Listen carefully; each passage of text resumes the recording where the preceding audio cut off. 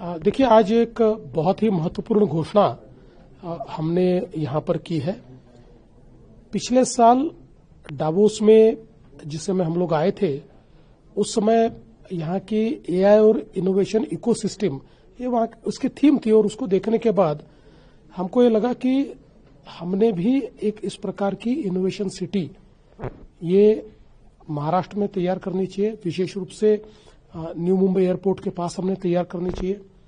और उस विचार को मैंने जो टाटा सन्स के प्रमुख है मिस्टर एन चंद्रा, उनके सामने रखा था, और मैंने उनको कहा था कि आपकी इसमें मदद चाहिए। उन्होंने कहा था कि इसका जो सारा एक ब्लूप्रिंट है वो मैं तैयार करूंगा।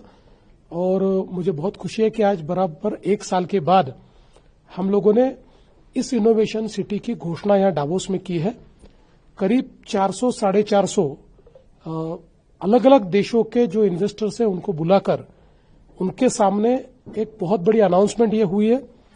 ये इनोवेशन सिटी जो है ये दुनिया की इनोवेशन इकोसिस्टम को भारत में लाएगी, मुंबई में लाएगी। हम इसको इस प्रकार से तैयार करना चाहते हैं कि दुनिया में कोई भी अगर इनोवेशन का विचार करे तो उसको प्लग एंड प्ले इस प्रकार की व्यवस्था यहां पर मिले। आज ये जो इनोवेशन सिटी है और उसके साथ साथ जो डेटा सेंटर वगैरह है, इसके लिए टाटा सन्स ने $11 बिलियन का कमिटमेंट आज अनाउंस किया है। और हमारी इस अनाउंसमेंट के बाद बहुत बड़े पैमाने पर अब जो अंतर्राष्ट्रीय निवेशक है उनमें इस सिटी में आने के लिए बातचीत शुरू हुई है।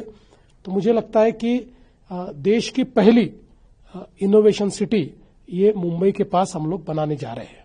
एनी टाइमलाइन कुछ डिसाइड किया? देखिए, हम लोग अभी हमने जगह भी आइडेंटिफाई कर ली है, और इसका एक जिसको हम लोग कंटूर कह सकते हैं उसको हमने ड्रॉ कर लिया है। अभी इसका जो डिटेल प्लानिंग है उसमें अगले 6-8 महीने हमको लगेंगे, और उसके बाद हम लोग इसको शुरू करेंगे। Thank you sir. मराठी में अगर आप बोलना चाहें तो पूरे दिन का आज क्या डेवलपमेंट रहा था डावोस में? देखिए, आज मूल रूप से एक एनर्जी ट्रांजिशन पर और विशेष रूप से जो सोलर अलायंस है, इंटरनेशनल सोलर अलायंस, इसका एक सेशन हुआ। उस सेशन में जिम्बाब्वे के भी मिनिस्टर थे, हमारे केंद्रीय मंत्री भी थे, और काफी चर्चा एनर्जी ट्रांजिशन पर हुई। और इसमें विशेष रूप से महाराष्ट्र की काफी तारीफ हुई। महाराष्ट्र ने जिस प्रकार से सोलराइजेशन किया है उसको आज हम लोगों ने सामने रखा। और ये जो महाराष्ट्र मॉडल है, जो एशिया का सबसे बड़ा डिस्ट्रीब्यूटेड सोलर हमने इंफ्रास्ट्रक्चर तैयार किया है। 16,000 मेगावाट जो बिजली किसानों को लगती है वो पूरी हम लोग सोलर के माध्यम से ले रहे। दूसरा, देश में जितने सोलर पंप लगे उनमें अकेले महाराष्ट्र में 60% सोलर पंप लगे। इसलिए वो भी जो प्रधानमंत्री जी की कुसुम योजना है उसमें भी महाराष्ट्र नंबर 1 पर है। और इसके साथ साथ हम लोगों ने रूफटॉप सोलर में भी 4,000 मेगावाट का काम किया है। और जिस प्रकार से रिसोर्स एडिक्वेसी प्लान हमने तैयार किया है, 2030 में महाराष्ट्र में 52% बिजली ये अपारंपरिक स्रोतों से आएगी। ये सारा जब मैंने शोकेस किया तो ये लोगों ने उसको बहुत सराहा है। और जो इंटरनेशनल सोलर अलायंस है उन्होंने इसको केस स्टडी के रूप में अन्य देशों को भी भेजने की बात की है। तो ये महाराष्ट्र के लिए और देश के लिए एक बहुत बड़ी गौरव की बात है। इसके साथ साथ आज मुझे ऐसा लगता है कि एक और चीज हम लोगों ने जिसकी घोषणा आज की है, ये जो हमने इनोवेशन सिटी के साथ साथ एक मुंबई के लिए सर्कुलर इकोनॉमी की घोषणा हमने की है। और सर्कुलर इकोनॉमी एक इस प्रकार की व्यवस्था है जो आज हम जानते हैं कि मुंबई में कई बार एयर क्वालिटी खराब होती है। मुंबई में जो वाटर बॉडीज है उसमें वाटर क्वालिटी जिस स्टैंडर्ड की होनी चाहिए उस स्टैंडर्ड की नहीं है। बाकी भी अगर हम ग्रीन हाउस एमिशंस देखेंगे, CO2 एमिशंस देखेंगे, तो ये सारी चीजें मुंबई में करीब 100 दिन कई बार लेवल से परे हो जाती है। तो इन सब चीजों के लिए एक ओवरआर्चिंग सर्कुलर इकोनॉमी की कॉन्सेप्ट हमने डिसाइड की है, जिसके तहत 100% वाटर रिसाइकलिंग होगा, 100% जो हमारा सॉलिड वेस्ट है उसको हम वेल्थ में कन्वर्ट करेंगे, इंडस्ट्रियल वेल्थ एफ्लुएंट होगा या इंडस्ट्रियल वेस्ट होगा उसको भी हम कन्वर्ट करेंगे, इलेक्ट्रॉनिक जो वेस्ट है उस वेस्ट को भी हम लोग रिसाइकल करेंगे, प्लास्टिक को भी हम रिसाइकल करेंगे।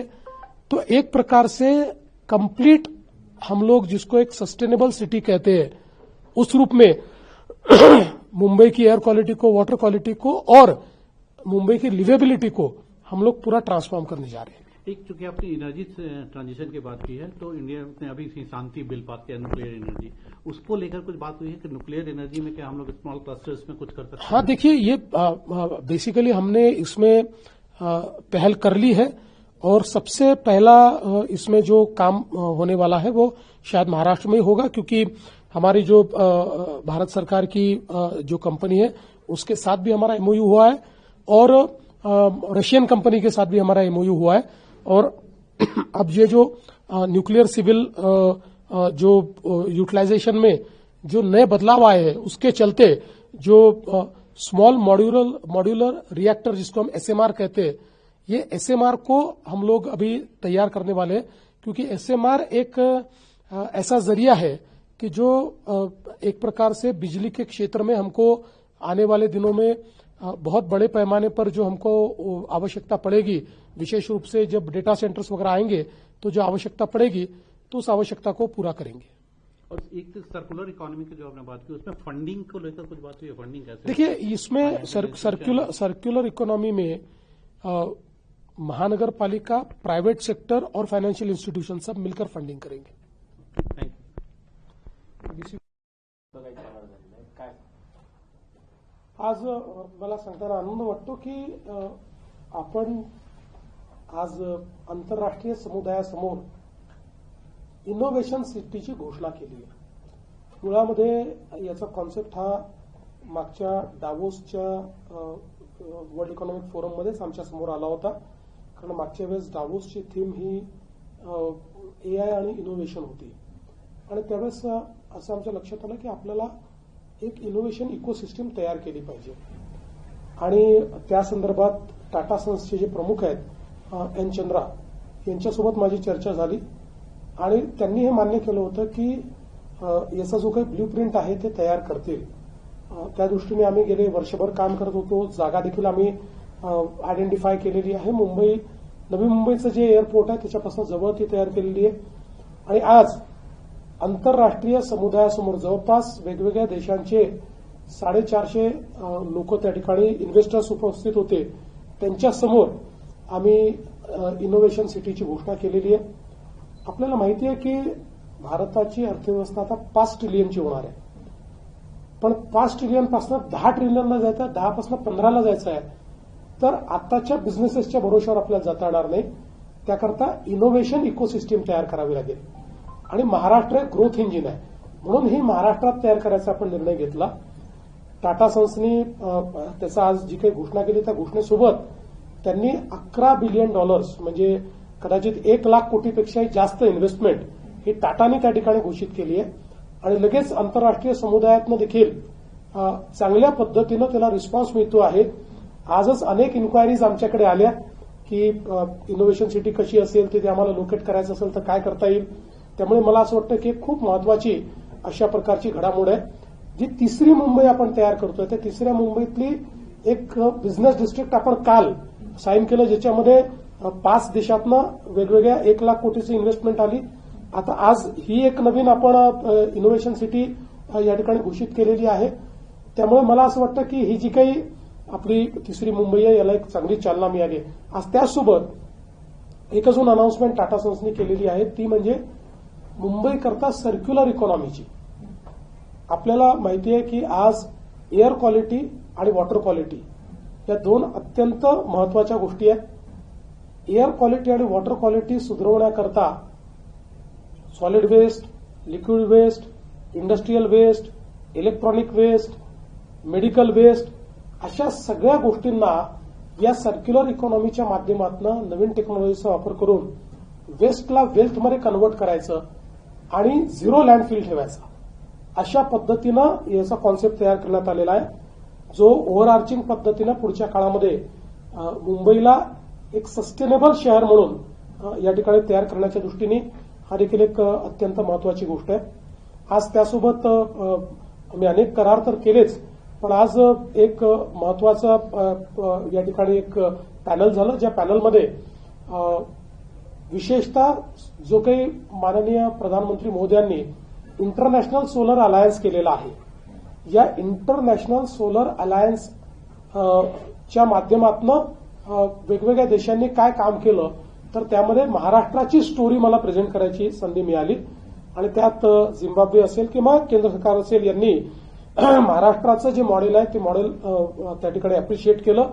ज्या प्रकारे आपण शेतकऱ्यांकरता वेगळी कंपनी तयार करून 16,000 मेगावॅट डिस्ट्रीब्युटेड पॉवर सप्लायची योजना तयार केली. दुसरीकडे आपण देशामध्ये जेवढे सोलर वॉटर पंप्स लागले शेतकऱ्यांचे, त्यात 60% एकट्या महाराष्ट्राने त्या ठिकाणी लावले. आपण त्याच्यात गिनीज बुक ऑफ वर्ल्ड रेकॉर्डमध्ये देखील गेलो कमीत कमी वेळात करण्याकरता. यासोबत रूफटॉप सोलरमध्ये आपण 4,000 मेगावॅट केलं.